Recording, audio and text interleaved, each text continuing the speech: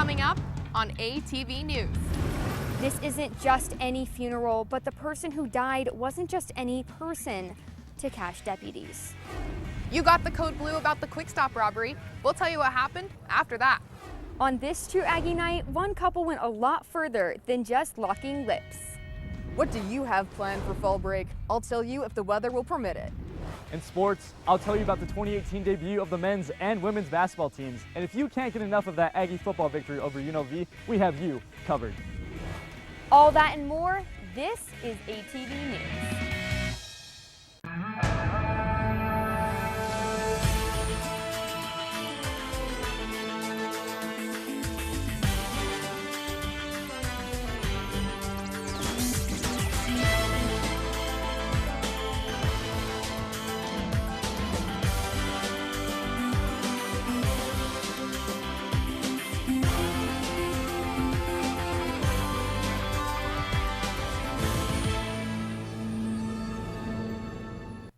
Welcome to ATV News. I'm Corinne LaRue. And I'm Ayana Likens. A Cache County Sheriff's Lieutenant was laid to rest over the weekend. I was able to go to his funeral and speak to some of the people that loved him most. Lieutenant Brian Locke was laid to rest surrounded by friends and family. Locke died on October 7th, or 10/7, which in law enforcement code means out of service. Officers hugged to get through this hard time, just like Locke always helped them. He's always been willing to help me. He's been willing to help my family or whoever. This is just kind of what he did. Servicemen salute the hearse as it arrives at the cemetery. Although loved ones were emotional, officers say the service was healing. Brian would want us all to heal and all to move past it and want us to be better tomorrow than we were yesterday. Everyone wore an emblem today at the funeral. Lieutenant Locke's friends and family told me they wore this blue ribbon to honor those policemen who have died while serving, and that Lieutenant Locke was a man who deserved to be honored. His moral character was unbelievable. He always just had the sense of what was right and what was wrong. Hundreds of Locke's loved ones came to say goodbye to their friend. It was a really great service for a really great guy. All of us at ATV News send our condolences to the Cache County Sheriff's Office and to Lieutenant Locke's family. One man is dead after a semi-crash in Garden City Wednesday night. ATV's Paige Zamora is live with more on that story. That's right, guys. It happened on the intersection of this road and Highway 30, about 38 miles northeast of here, across from a Shell gas station semi-truck in blew Garden past City. Fortunately, the owners of Pugstone Sporting Goods had already left to go home for dinner, so no one was in the store. A semi-truck blew past a stop sign at around 6:30 Wednesday night and tried to make a right-hand turn but rolled over into a sporting goods store. Emergency crews transported the driver and passenger here to Logan Regional Hospital. They later flew the driver to Intermountain Medical Center in Salt Lake, where he died of extensive injury. Police identified the driver as Ahmed M. Abdelgader from Omaha, Nebraska. The passenger, Mobark A. Sharif of Fort Wayne, Indiana, is still in Ogden's McKay D. Hospital in critical condition. The cause of the crash is still unknown. Unknown if they just didn't see that there was a stop sign coming up, and we may never know that part. But store owner Carrie Pugmire says it could have been much worse. Could have been cars in this intersection. This intersection is busy. It's a busy time of night, and the gas station right here across the street where people were out, there could have been a lot more casualties, and I'm grateful for that.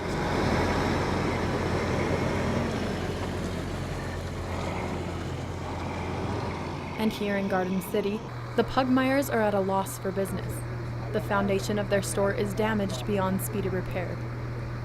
Carrie Pugmire says with the timing of it all, she won't be able to start rebuilding until next summer. The investigation is still underway for the cause of the accident, but police say witnesses noticed aggressive driving in the canyon before the semi came through and crashed into the store. Back to you guys in the studio. Thanks, Paige. A man and woman are recovering from injuries after a rollover crash near Nibley over the weekend. Airbags deployed after these two vehicles crashed into each other. Cops guided traffic while paramedics transported the two victims to Logan Regional Hospital. It is not the first time cops have seen this kind of accident on Highway 89. They talk about putting in a light or making this road a dead end, and I hope they do, because it's bad. This is probably the worst one we've seen, so I just hope everybody's okay. The Department of Transportation says they will build a traffic signal if they can buy land surrounding this intersection. A family in Lewiston is repairing their house after it burned. Deputies responded to the scene at 6 a.m. on Thursday. Medics took a child to the hospital for smoke inhalation. Officers say the fire started in the upstairs area of the home and spread to the attic. Officials have not told us the cause of the fire. A man is in jail today after being identified as the robber of a store here on campus. This man tried to rob the Quick Stop in the Taggart Student Center last week. Police say the man was wearing a mask and gloves when he attempted to rob the store. He ran off without any money but left witnesses.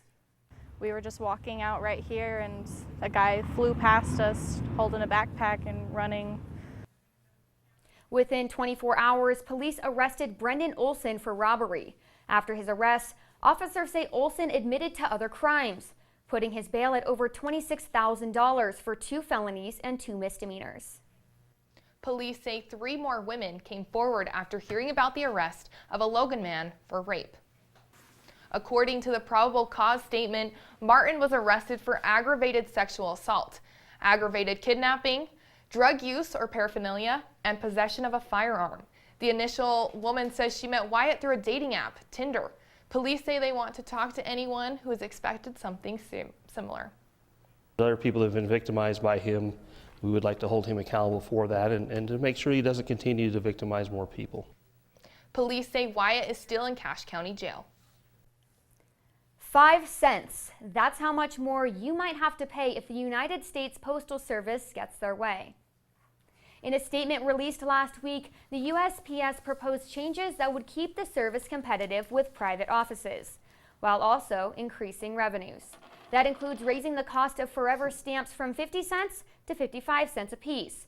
Companies will have to pay 50 cents instead of 47 to send you paychecks or spam.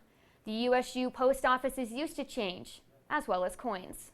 Last year we were at 49 cents and then they went to 50 cents. And I love the 50 cents because it's easier math for me. It's just 50 cents. It's easier to do change. The new prices will take effect in January if they are approved. Election Day is less than 3 weeks away, and one advocacy group knows who they want in office.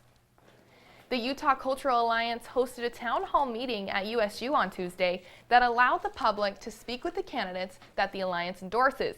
The candidates expressed their support for art education in public schools, which is in line with the Alliance's goals.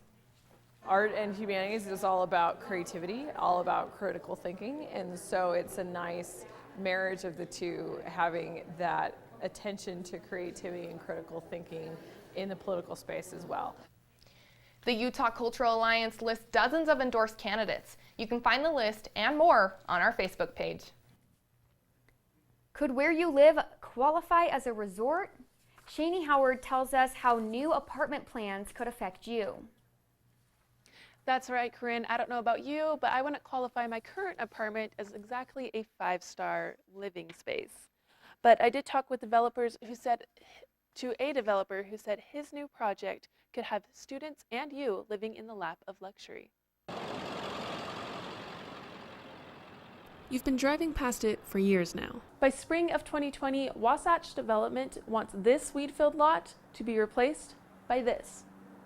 The Foothill Lofts will have 180 units and will include a dog park, multi-purpose sports field, and covered parking.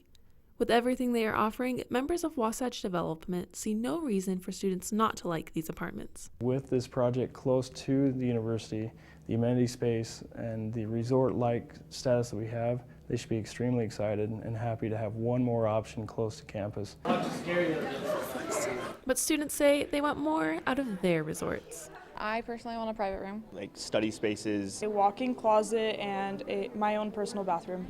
Per person, you need one parking space, pools and hot tubs.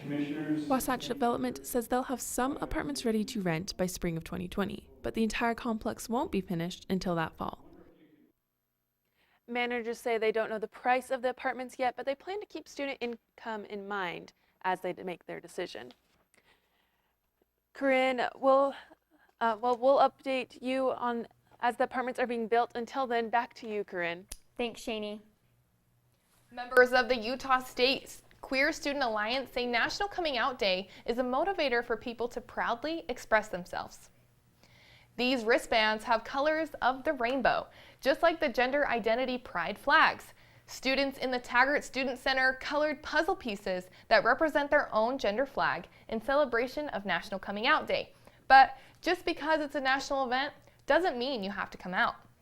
Coming out is your own process. It's your own story and your own journey. So never feel pressured to come out. Don't ever let anyone force you to come out.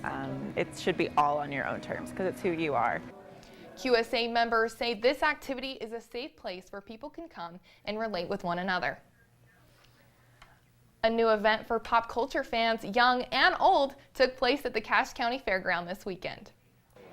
Vendors selling pop culture items from figurines to collector cards and video games were all at this year's first annual MyCon event.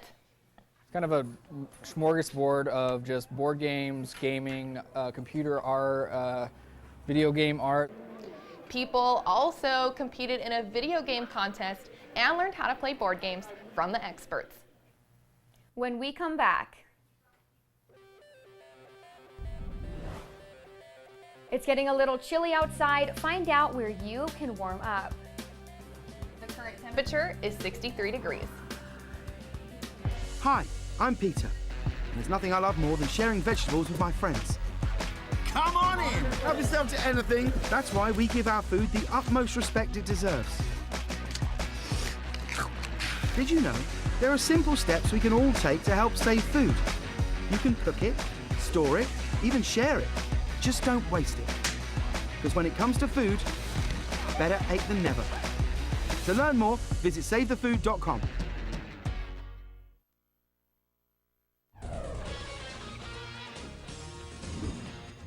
Welcome back. You may be enjoying the low price you pay for a gallon of milk, but dairy farmers in Cache Valley are struggling. Dairy farms are a common sight in Cache Valley, but more are looking like this. I know of at least one in the last month or so that had been in business for over 100 years, and this dairy finally said, I can't take out any more loans, I have to go and sell all of the cows and go out of business. Dairy farmers get paid about $1.29 per gallon of milk. Here at USU's dairy farm, it costs them about $1.59 to produce it, and that's an additional 30 cents out of their pockets. Puts their price that they get somewhere in the neighborhood of what the 1980 prices were. A dairy farmer outside Cornish says the problem may be not enough demand and too much of a supply. The data shows that there's too much milk. And if you look at the number of cows and the number of heifers out there, available heifers, and the amount of milk and cheese and butter that's on the market, there's just too much. And if supply just keeps going up, and it's going to be hard for them going forward if the price doesn't turn around. There'll be several dairies that are forced to go out of business. Christy Ocken, ATV News. Farmers say if you want to help, buy local and purchase real dairy when you shop. If you drive up one of the many canyons in Cache Valley, you might notice piles of juniper trees. Caitlin Brindless-Baker shows you why these piles are showing up. Mule deer roam in the mountains, but when the snow comes down, so do they, and they're facing a lack of winter feed when they arrive. More homes and farms are moving up the bench line, leaving the deer with less space. That's not the only threat they face. According to the U.S. Forest Service, the problem is juniper trees are taking over the area and killing off edible vegetation. In 1935, the juniper density was light compared to this photo which was taken in 2017. The problem is that we have limited amount of winter range, and then the winter range is not in a good condition.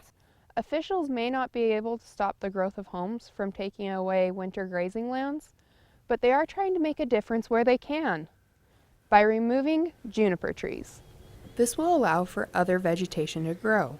Wright says that they will seed and plant shrubs next month. Thinning the junipers doesn't just help the deer population, it also helps manage future fires. We've built up fuels on the landscape, so we need to take action to do prescribed fire and mechanical treatments in areas to reduce the fuels on the land and make more sustainable forests. Rockwood says the piles of juniper will be left to dry until next year, when the Forest Service will come through and burn them. Caitlin Reynolds-Baker, ATV News. The project includes Green Canyon, Providence Canyon, and Dry Canyon. The USU Ceramics Guild held its annual Chili Bowl sale today. People walking by the TSC patio could inspect, touch, purchase a handmade bowl, and get free chili to go in it. The Guild holds events like this in order to fund its program. It's huge. This is like what we rely on, and it's good practice for us in the future as far as selling, being makers, and working together. The Guild will be selling more handmade products in December. If you've been looking for ghosts this October, ATV's Arity Engel gives you an inside look at a local ghost tour. If you like spooky stories and spooky lighting, the Bridgerland Storytelling Guild puts on ghost tours that take you around haunted buildings in Logan. The Logan Ghost Tour keeps guests on their toes as they make their way around downtown Logan. On weekends in October, you can find people gathering at the Thatcher Young Mansion, where Green Canyon High School drama students lead them on the tours. There are ghost tours all over the United States, but David Sidwell says none of them are like the one in Logan. Most ghost tours, you say, okay, if you look here, you can see the lights dance above the graves if you're careful, But we find a good story, and we bring out the history of that story and what's going on, and we try to make that person's really kind of amazing life engaging and fun for people to listen to. High school drama students lead guests to 3 haunted locations downtown. Storytellers perform a story that relates to the location. They bring history to life. This antique store, for example, has a secret passageway that leads you to a haunted tunnel under Logan. It's very dark on the tour, so glow sticks are provided to help light the way. Half the time they turn them off, but I'm like, no, I need you to turn them on because I want to see their faces. I need to know that they're engaged in what I'm telling them. You don't have to believe in ghosts to have fun on the tour, but it might help. Life is more fun when you believe in ghosts. And if you're wondering how much truth there is in the ghost stories, Mark Twain said, all stories are true. It is up to you to figure out what the truth is. And if you want to see some more ghosts, you can go on a ghost hunt with paranormal investigators after the tour. Good thing to keep in mind for after the show, right, Corinne? I'm not a big fan of ghosts, but I will keep that in mind for Halloween, Arity. Thanks.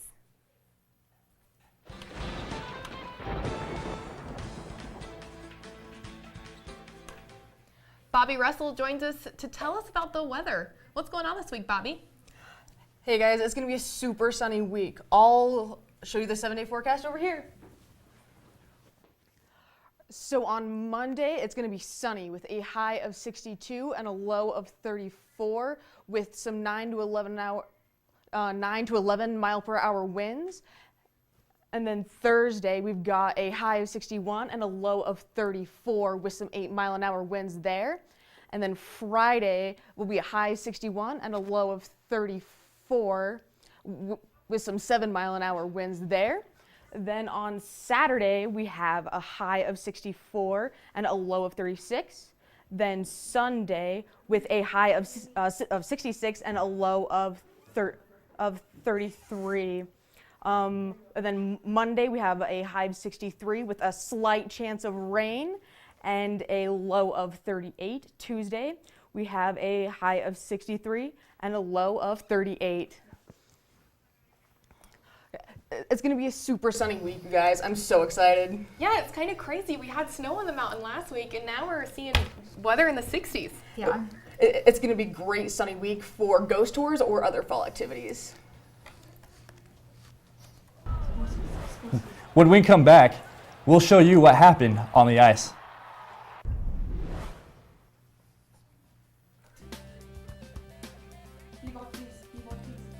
We'll show you what happened at the I'm parade. only 17, but I know about investing. Believe in something, buy shares in it, watch it grow. So, what if you could invest in the future?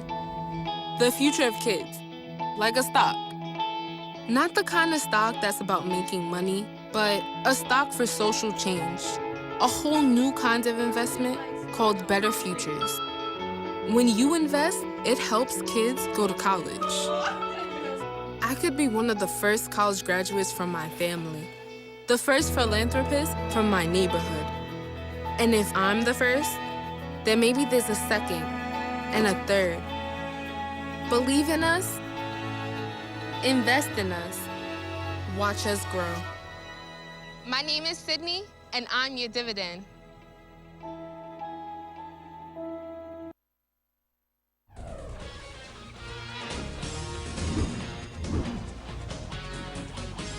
Thanks for sticking with us. I'm Josh Witzel. It was a good week to be an Aggie football fan. Utah State is back in Mountain West Conference play after their victory over BYU last week. They took on UNLV right here. First quarter, USU quarterback. The Logan Ghost Tour Looks like we're keeps having guests some technical difficulties.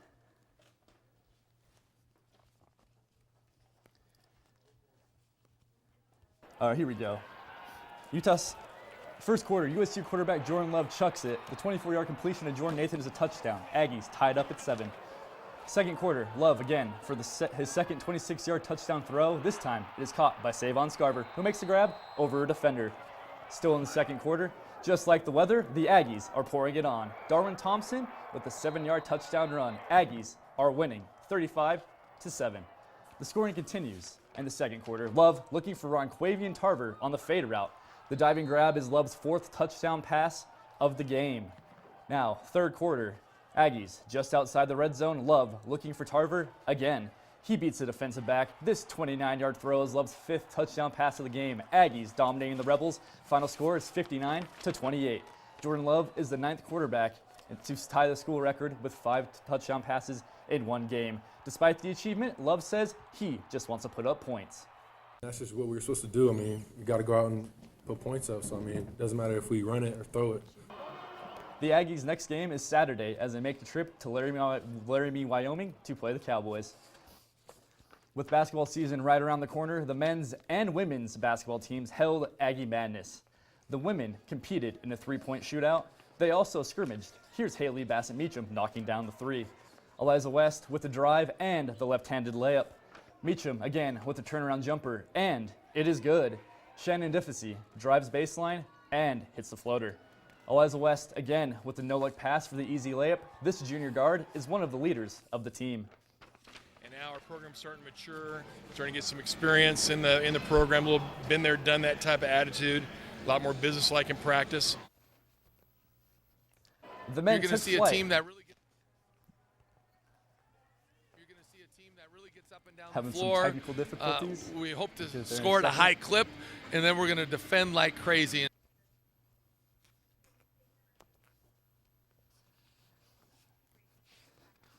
So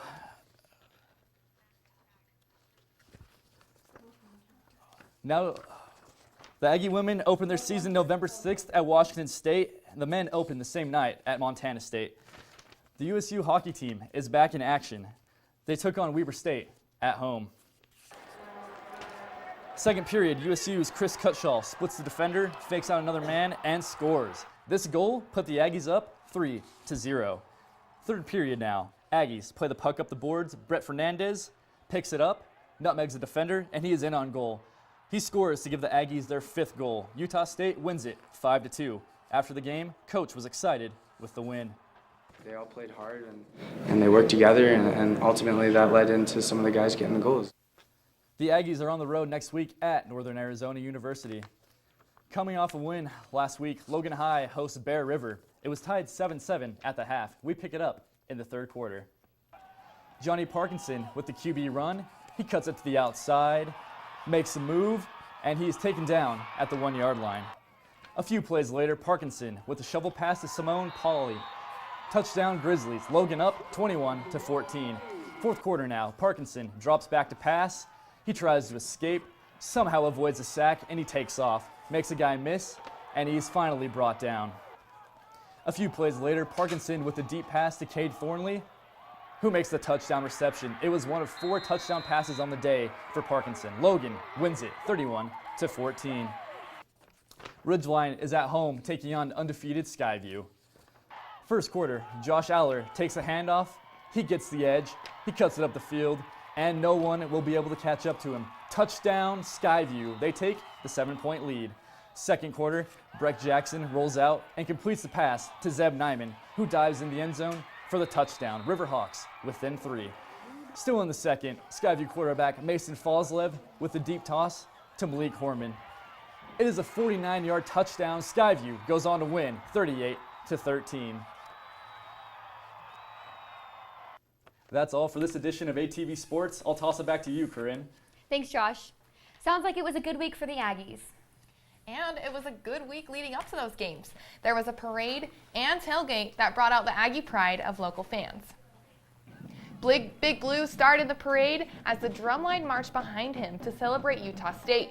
Crowds gathered on the streets watching fleets of local businesses, dance schools, and both the Democrat and Republican parties. You can even see Noel Cockett on a stagecoach.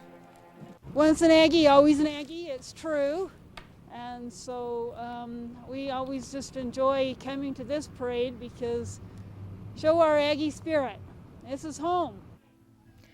There was food, live music, and Mitt Romney even served the hot dogs. What if the entire school saw you and your partner's first kiss? Or what if you got engaged in front of hundreds of your classmates? You're probably already thinking of the most famous tradition at USU, True Aggie Night.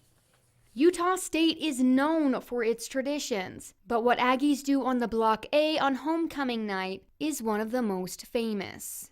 It's chilly out here tonight, but students have been waiting in line for hours to do this.